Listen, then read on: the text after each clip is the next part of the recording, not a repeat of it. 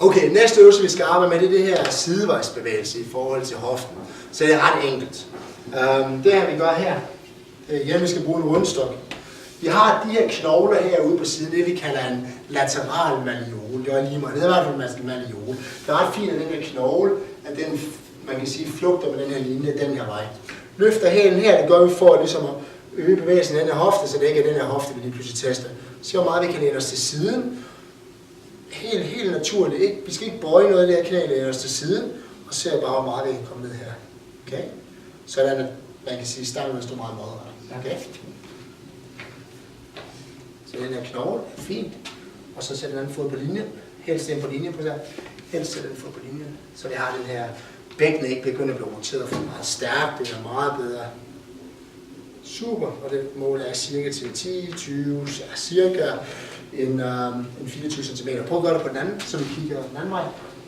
Og du bare vender dig om, så vi kigger ind i vinduet, så jeg får den samme hofte. Der skal den fod her også her. Der skal på den anden. står over herovre. Ja, rigtigt. Og så står du på linjen. Og så ikke bøje knæet. Yes, stærkt. Sådan. 10, 20, 24. Perfekt.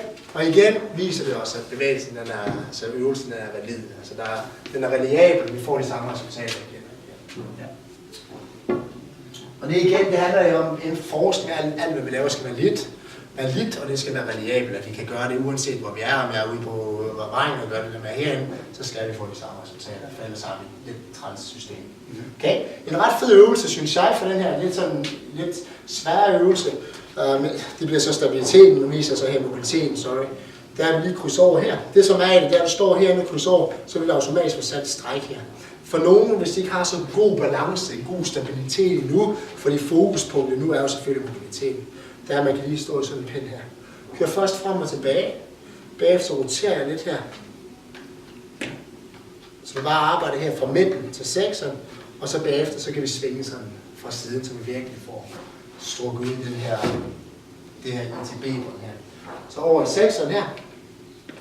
Det er sekseren derovre. Er det rigtigt, hvad du gør med den fod? Men den højre fod skal over i sekseren. Men den skal bare lige over, så få en styr. Yes. Og så du skal bare stå derovre. Det er det, vi kalder en prægeposition. Ikke bøje i knæet her. Kan du mærke, det strækker lidt her? Det gør det. Godt. Og der ser du bare, hvor meget du kan lægge, og så kører du, tager lige den her, prøv på begge, og så kører du frem og tilbage med hoften. 1, 2, 3, 4, 5, 6, 7, 8, 9, 10. Og så står du og bliver stående, og så svinger du sådan lidt. Og det jeg siger, hvis du kan bruge lidt med bevægelse, så gør du bare lidt. Skal du mærke det? Stærkt.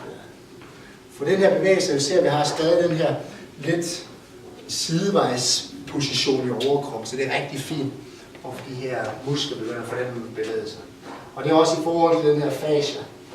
At fasciaen, som vi har, at den bevægelse bruges bedst igennem bevægelse, ikke så meget igennem formel. Der er ikke noget forskning, som viser, at det har en effekt. Så bagefter her positioneres, og så kører vi bare fra side til side her. Det er super arbejde, det der. Og rigtig fin bevægelse der. Ups.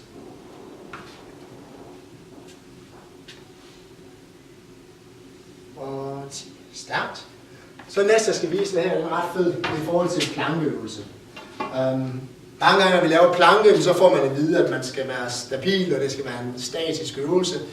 Men alt funktionelle bevægelser, altså Frank her, han er ikke en mand, som er statisk, når han løber. Jeg har aldrig set et menneske være statisk, når han løber, har du det? Nej. Okay. Så derfor er det ret godt, at gøre dynamiske bevægelser, men det er jo det, kroppen altid kunne vende sig til at gøre.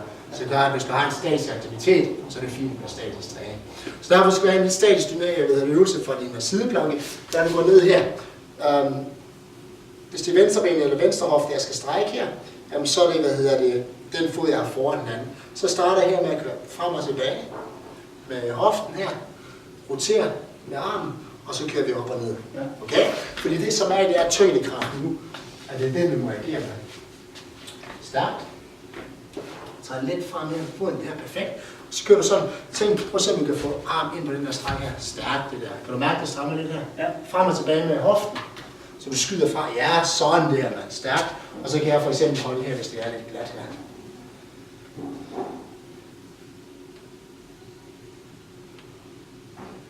9 og 10. Og så lave den her, hvor du roterer ned med armen der, og så hele vejen op.